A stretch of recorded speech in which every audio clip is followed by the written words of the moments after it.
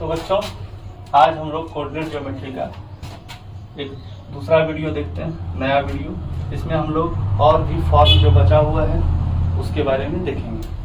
पिछले वीडियो में हम लोग 3 फॉर्म को देखे और उस पर सवाल कुछ देखे इंट्रो वाला, और अब नया फॉर्म देख रहे हैं, उस पर भी कुछ सवाल हम लोग देखेंगे। तो देखिए, एक्सिस इंटरसेप्ट फॉर्म।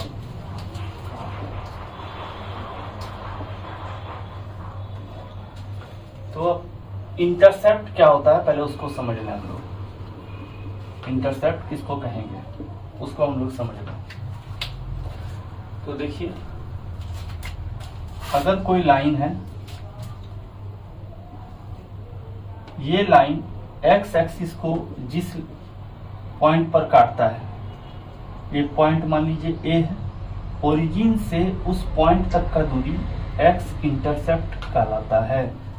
उसी तरह ये लाइन वाई एक्सिस को जिस पॉइंट पर काटता है, ये लाइन वाई एक्सिस को जिस पॉइंट पर काटता है, ओरिजिन से उस पॉइंट तक का दूरी वाई इंटरसेप्ट कहलाता है। ये था इंटरसेप्ट की जानकारी। अब एक्सिस इंटरसेप्ट फॉर्म क्या है? मान लीजिए let x intercept of a line is a0, y intercept of a line is b0b। मतलब कोई एक लाइन है जिसका x इंटरसेप्ट a0 है और y इंटरसेप्ट 0b है। इस लाइन का इक्वेशन निकालना है। इक्वेशन का मतलब लोकस का इक्वेशन। तो अब देखिए, इसको बहुत तरीका से आप निकाल सकते हैं। चलिए एक तरीका हम लोग देखते हैं कि इस पर एक पॉइंट पी एक्स वाई मान लें। इसको यहां से और इसको यहां से परपेंडिकुलर डालिए। ये पॉइंट हो जाएगा m, ये पॉइंट हो जाएगा n, ये है परपेंडिकुलर। इससे इसको ज्वाइन कर दीजिए, ये O है। तो अब देखिए, एरिया ऑफ ट्रायंगल O, इसको B मान लिए, OAB। इसको लिख सकते हैं area of triangle OPA, area of triangle OPA plus area of triangle OPB। ठीक, एरिया ऑफ ट्रायंगल OAB में देखिए, OAB ये बेस हो गया, जिसका यहाँ से यहाँ तक लेंथ a है और जिसका यहाँ से यहाँ तक लेंथ b है, यानी x इंटरसेप्ट a है और y इंटरसेप्ट b है। तो half into a into b। Area of OPA,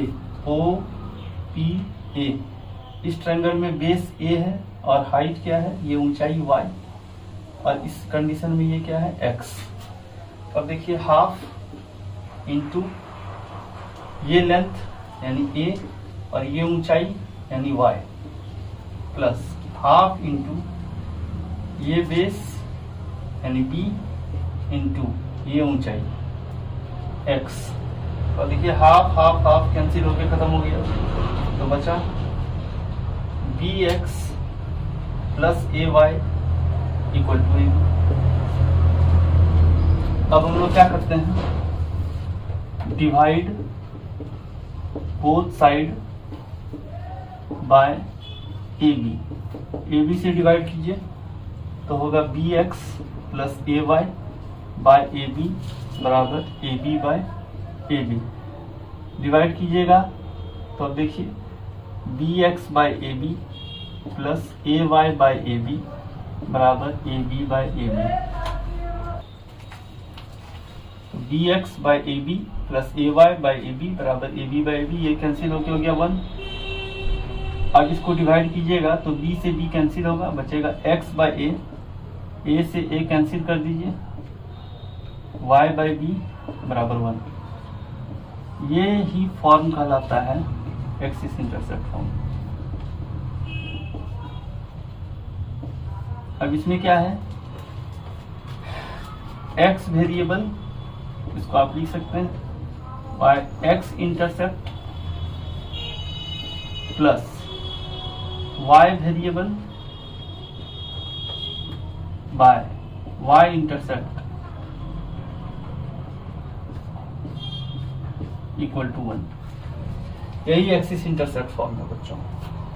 अब इसको आप नोट कीजिए और इस पर आधारित कुछ सवाल हम लोग देखते हैं। तो बच्चों देखिए, इसका पहला सवाल है, find the equation of the line which passes through the point इतना 3 4 एंड देखिए ये बात को समझना है कि ये सम ऑफ इट्स इंटरसेप्ट बोला, आपको इंटरसेप्ट फॉर्म लगाना है ऑन द एक्सिस इज 14। तो लेट एक्स इंटरसेप्ट जो है वो a है और y इंटरसेप्ट जो है वो b है। अब आपको क्वेश्चन में दिया है a प्लस बी 14 है, तो निश्चित है b का मान 14 माइनस a हो जाएगा। इसको इक्वेशन 1 मानते हैं। अब क्या दिया है, पासेस थ्रू द पॉइंट इतना, तो इक्वेशन क्या हो जाएगा, x by a y by b 1। अब ये कहाँ से पास कर रहा है, 3 4 से, तो x की जगह 3 और y की जगह 4 1। यहाँ से देखिए 3 बाय ए और y की जगह भर दीजिए 14 minus a, 4 by 14 minus a 1। LCM लीजिए, 3 into 14 minus a plus 4 a into 14 minus a. यहाँ से 42 minus 3a plus 4a 14a minus a square, तो 42 minus 3a 14a minus a square, सबको लेफ्ट हैंड साइड में ले आएंगे हम लोग। A square minus 13a plus 42 0। अब इसको अगर ब्रेक करें तो a square minus 7a minus 6a plus 42 0, a minus 7 और a माइनस 6 0, a का वैल्यू हो गया 7 और a का वैल्यू हो गया 6। देखिए a अगर 7 है तो देखिए b क्या होगा 7, और a अगर 6 है तो b क्या होगा 8, तभी दोनों का जोड़ जो है 14 होगा। अब जो है इक्वेशन लिखते हैं हम लोग, इक्वेशन यही है, a और b का मान पुट कर दीजिए इक्वेशन 2 में। अगर देखिए ये वाला सेट का मान अगर रखेंगे 1 2 में, तो x by 7 y by 7 1, LCM लीजिएगा तो x plus y equal to 7। ठीक, अब दूसरा 6 और 8 यहाँ भरिए, x की जगह x और a की जगह 6, y बाय 8 1, एलसीएम लीजिए 24 4x 3y 1 4x 3y 24। तो यही दोनों आंसर है, इसको नोट कीजिए बच्चों और अगला सवाल देखते हैं। तो देखिए बच्चों, अब अगला सवाल, find the equation of straight line which passes through the origin and transect the intercept of the line कितना बिटवीन द एक्सिस। इसको देखिए पहले सॉल्यूशन करते हैं और इससे पहले इसका ग्राफ खींचते हैं। 3x plus 4y equal to 12, इसको दोनों तरफ अगर 12 से भाग देंगे तो होगा ऐसा, x by 4 y by 3 equal to 1। तो x इंटरसेप्ट क्या हुआ 4 और y इंटरसेप्ट क्या हो गया 3। अब इसका ग्राफ खींचने का प्रयास करें। x में 4 यूनिट 4 0 और y में 3 0 3।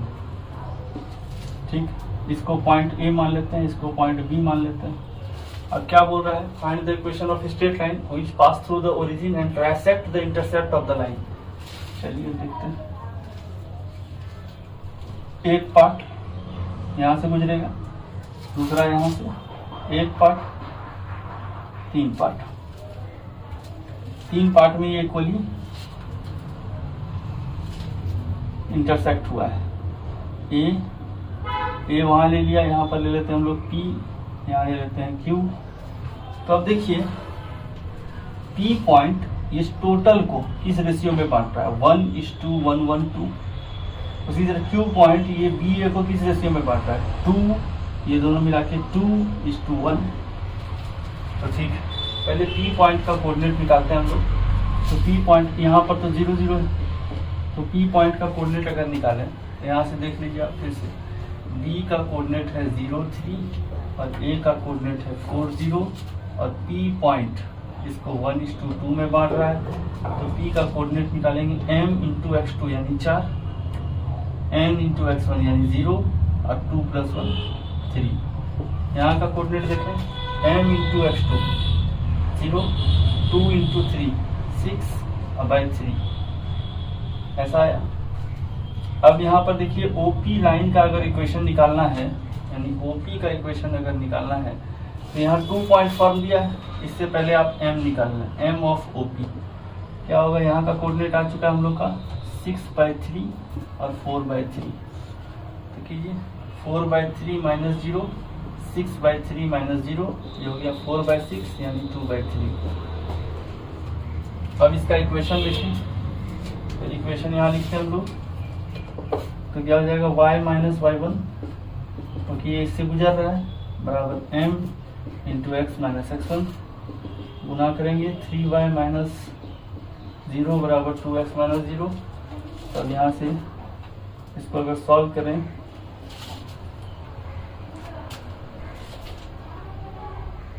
यहाँ बच्चों कुछ गड़बड़ हुआ है, 4/3 और 6/3 का, इसको आप देख लें, 4/3 और 6/3 है, तो यहाँ 6/3 0 और 4/3 0 हो गया है। यहाँ पर हो जाएगा 6/4 और ये 3/2 हो जाएगा बच्चों, और यहाँ हो गया ये 3/2, तो यहाँ से हो जाएगा 2y और यहाँ हो जाएगा 3x, तो 3x - 2y = 0। ये पहला इक्वेशन आ गया। अब यहाँ देखें, सेम इसी तरह से अगर हम लोग Q देखें, B का कोऑर्डिनेट है 0 3 और A का कोऑर्डिनेट है 4 0, तो ये पॉइंट है आपका Q, और Q इसको ब्रेक कर रहा है 2:1 में। 2:1 में देखें तो यहाँ का कोऑर्डिनेट क्या हो गया, m × x2 यानी 8/3 और यहाँ से 0 3/3। ठीक, तो इस इक्वेशन निकालेंगे m ऑफ इसका OQ का, m ऑफ OQ हो जाएगा, यहाँ का कोऑर्डिनेट आ गया हम लोग का 8/3 और 3/3, तो 3/3 - 0 बाय 8/3 - 0, ये हो गया 3/8। अब इस लाइन का इक्वेशन निकालेंगे तो y - y1 बराबर m × x - x1, सॉल्व करेंगे तो 8y = 3x और 3x - 8y = 0। तो देख लीजिए बच्चों, यही आंसर है हम लोग का, इसको आप लोग नोट कीजिए और अगला सवाल देखते हैं। तो देखिए बच्चों, अगला सवाल है, if the sum of the distance of a moving point in a plane from the axis, ये AXIS का प्लूरल है, AXES मतलब दोनों axis, is 1, then locus of the point is. तो इसको थोड़ा देखने का प्रयास करें कि sum of the distance of a moving point in a plane from the axis. तो देखिए ये लाइन अगर हम लोग कोई लेते हैं और इस पर एक पॉइंट है PXY, तो क्या है इसका यहाँ से जोड़ और यहाँ से जोड़, moving point from the axis is 1, मतलब सम ऑफ द डिस्टेंस। तो आप बोलिएगा ये लाइन इधर भी हो सकता था, ये पॉइंट ये इधर भी, ये इधर भी, इसलिए हम लोग क्या करते हैं, इसको x नहीं लिख के मॉड x लिखते हैं, अगर आप ऐसा सोचें। ठीक, इसको नहीं लिख के मॉड y लिखते हैं और a और b लिखें। ठीक है, a और b लिखें, तो इसका मतलब हो गया ये डिस्टेंस और ये डिस्टेंस का जोड़ 1 है, इसका मतलब mod x plus mod y 1।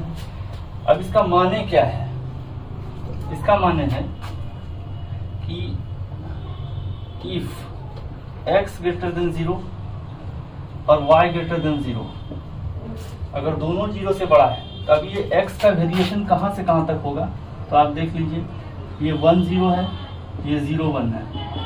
ठीक, अगर आप फर्स्ट क्वाड्रेंट में रखते हैं दोनों को 0 से बड़ा, तो x का वेरिएशन होगा 0 से 1 तक, ये 0 से बड़ा होगा और 1 से छोटा होगा। y भी 0 से बड़ा और 1 से छोटा होगा। उस कंडीशन में इस लाइन का इक्वेशन होगा x प्लस वाई बराबर 1, जिसको आप एक्सिस इंटरसेप्ट फॉर्म से देख रहे हैं। अब अगला क्या हो सकता है कि ये ऐसा भी हो सकता है इधर, क्योंकि ये तो डिस्टेंस 1 ही होगा, यहाँ से यहाँ तक डिस्टेंस हमेशा पॉजिटिव होता है, डिस्टेंस 1 ही है। लेकिन यहाँ का कोऑर्डिनेट अगर देखें तो उस हिसाब से देखें, यहाँ x पॉजिटिव है, x निगेटिव है और y पॉजिटिव है। तो उस हिसाब से अगर देखें कि इफ x का वेरिएशन -1 से 0 तक है और y का वेरिएशन 0 से 1 तक है, इस कंडीशन में इक्वेशन क्या होगा, x में negative -x plus y equal to 1। इस कंडीशन में ये इक्वेशन आएगा। अगर हम लोग यहाँ इक्वेशन ग्राफ लें ऐसा, तो देखिए x में और y में, x में भी ये निगेटिव इंटरसेप्ट है, y में भी निगेटिव इंटरसेप्ट है। लेकिन लेंथ वाइज अगर देखें तो लेंथ वाइज तो फिर उसी चीज को होल्ड करेगा जिसको होल्ड कर रहा है, लेकिन इसके अंदर कितना इक्वेशन आएगा वो सब हम लोग देख रहे हैं। तो पहला इक्वेशन इस कंडीशन में आया, दूसरा इक्वेशन ये आएगा और इस कंडीशन में आएगा, और तीसरा इक्वेशन अगर देखें तो यहाँ आएगा x में निगेटिव और y में भी निगेटिव इक्वल टू 1, और यहाँ x का कंडीशन क्या होगा कि -1 से बड़ा होगा x और 0 से छोटा, और इसमें -1 से बड़ा होगा y और 0 से छोटा। इस कंडीशन में थर्ड वाला इक्वेशन आएगा। एक इक्वेशन और आएगा और वो फोर्थ क्वाड्रेंट में आएगा, और यहाँ आएगा x में 1 0 और y में 0 -1 x y डैश।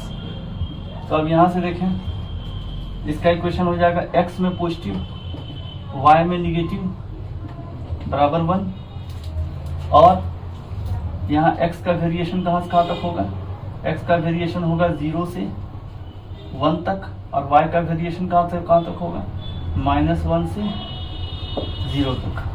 ये 4 इक्वेशन आएगा। तो इसका आंसर, जब इसको आप मान लीजिए कि एक क्वेश्चन है, इसको आप क्लिक करेंगे तो ये 4 इक्वेशन अलग अलग सिचुएशन में आएगा। तो इसका सॉल्यूशन आपके सामने, इसको नोट कीजिए बच्चों, ये कंसेप्चुअल प्रॉब्लम सब है बच्चों। अगला फॉर्म है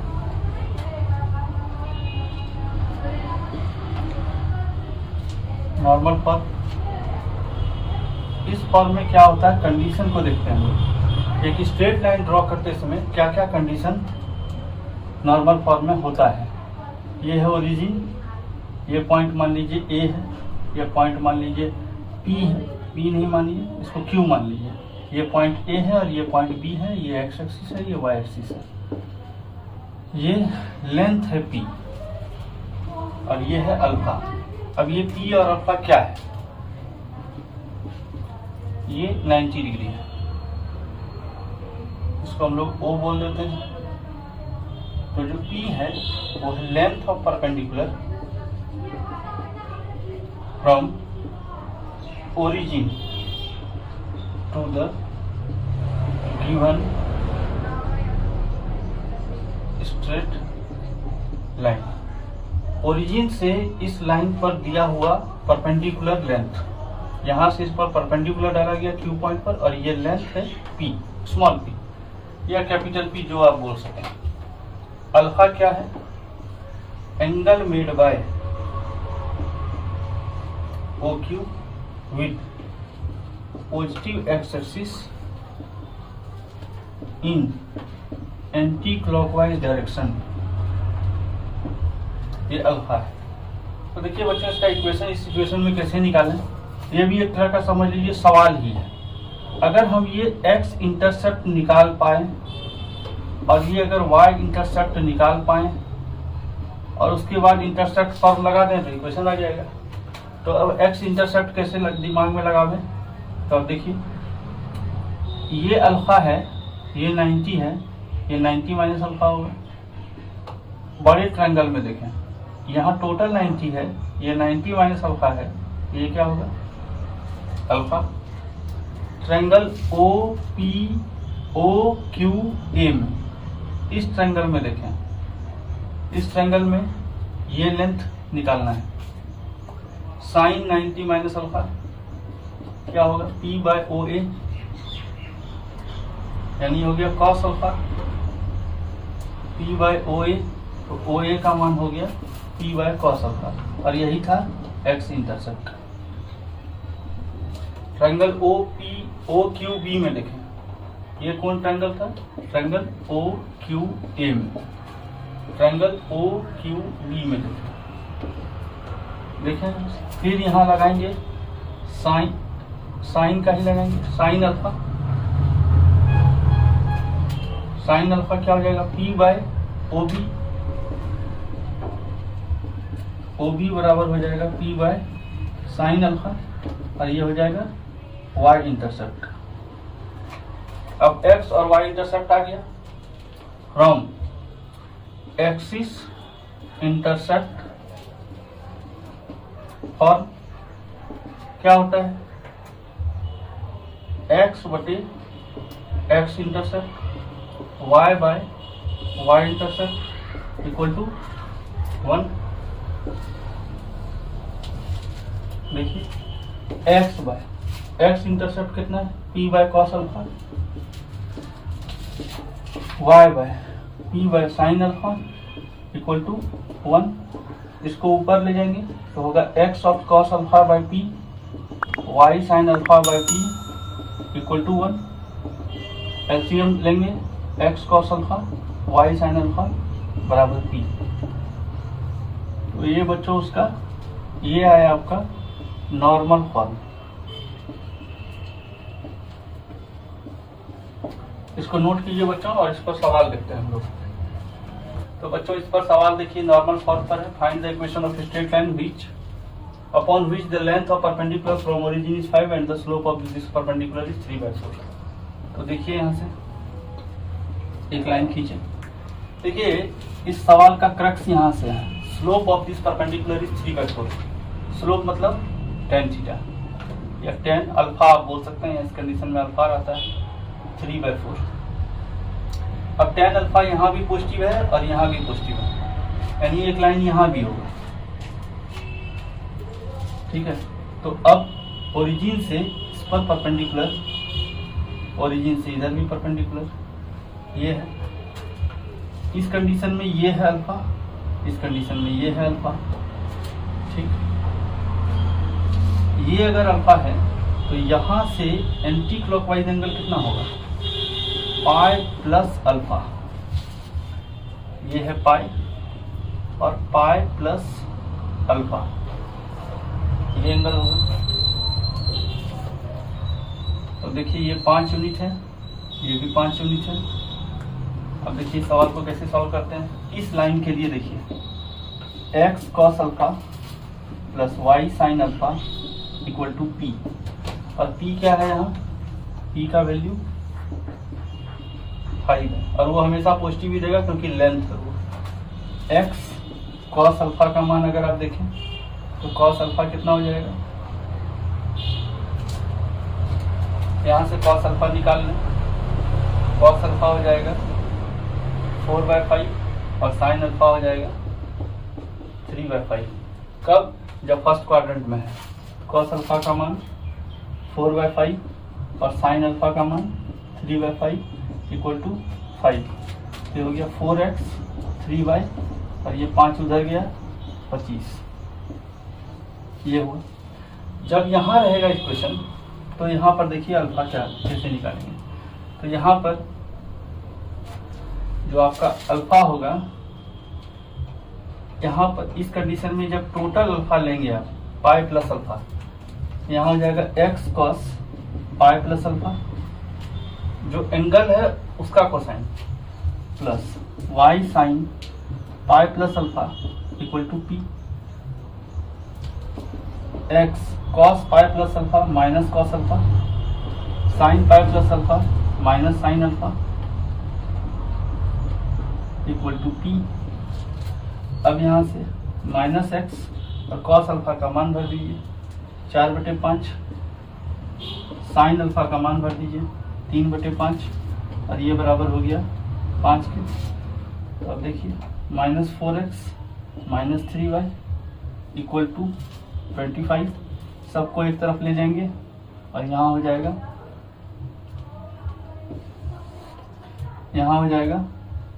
4x + 3y 25।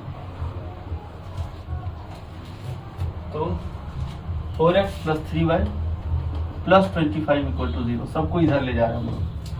तो ठीक है, आंसर आ गया बच्चों, अब इसको नोट कीजिए। तो देखिए बच्चों, ये सेकंड सवाल है, line form A triangle of area 54√3 square unit with the coordinate axis. Find the equation of the line if the perpendicular drawn from the origin to the line makes an angle of 60 degree with x axis. तो अपने मन से एक line draw कर लीजिए। ये x axis है, ये y एक्सिस है, ये a है, ये b है। इस लाइन का में एक कंडीशन दिया हुआ है कि एरिया जो है ट्रायंगल OAB का मान लेते हैं कि 54√3 जो दिया हुआ है। अब इसमें एक कंडीशन दिया है कि 60 डिग्री से परपेंडिकुलर है और इसका लेंथ नहीं दिया है, इसको P मान लिए। ये 60 डिग्री है तो ये पक्का 30 डिग्री होगा क्योंकि टोटल 90 होता है। इसको हम लोग A मान लिए, इस लेंथ को B मान लिए। ठीक, अब अगर ये 60 डिग्री है तो इक्वेशन क्या आएगा? अगर P हम लोग मालूम कर लेते हैं तो इक्वेशन क्या हो जाएगा? x cos 60 + y sin 60 equal to P। x cos 60 y sin 60 बराबर P, यानी x + y√3 बराबर 2P। ये हम लोग का इक्वेशन आता है। अगर P मालूम चल जाए तो आ जाएगा। तो आप देखते हैं P कैसे निकालेंगे। इस ट्रायंगल का एरिया देखें तो हाफ AB 54√3 है, तो AB का वैल्यू हो जाएगा 108√3। ठीक है, तो इसको इक्वेशन 2 मान लिए। अब इस ट्रायंगल में देखें, इसका नाम OAB है, इसको M दे देते हैं, इसका नाम O दे देते हैं। इन ट्रायंगल OMA में cos 60 डिग्री अगर लिखें तो क्या होगा? P/A, ये हो गया हाफ के, तो A का वैल्यू हो गया 2P। ठीक, आगे देखें ट्रायंगल OMB में देखें तो cos 30 ये लेंथ बाई ये लेंथ होगा, P/B cos 30 P/B जो हो गया √3/2P। तो B का वैल्यू हो गया 2P/√3। ठीक है, ये A और B का वैल्यू हम लोग सेकंड इक्वेशन में भर देते हैं। तो सेकंड इक्वेशन में यहाँ हम लोग भरते हैं इसका वैल्यू। सेकंड इक्वेशन में भरेंगे तो AB का वैल्यू था 108√3, A का वैल्यू भरिए 2P और B का वैल्यू भरिए 2P/√3 108√3। ये हो गया 4P² 108 × 3। तो यहाँ से हो गया P² बराबर 27 × 3 और ये हो गया 81 के, तो P का वैल्यू हो गया 9। P का वैल्यू अगर 9 आया तो 1 में बैठा दीजिए। इक्वेशन आ गया x + y√3 इक्वल टू 18। अब ये ऑप्शन A है। यहाँ पर P इक्वल टू +-9 आता, लेकिन P जो है लेंथ ऑफ परपेंडिकुलर है, इसलिए वो हमेशा क्या होगा? पॉजिटिव। -9 नहीं ले सकते। ठीक है बच्चों, तो इसको नोट कीजिए।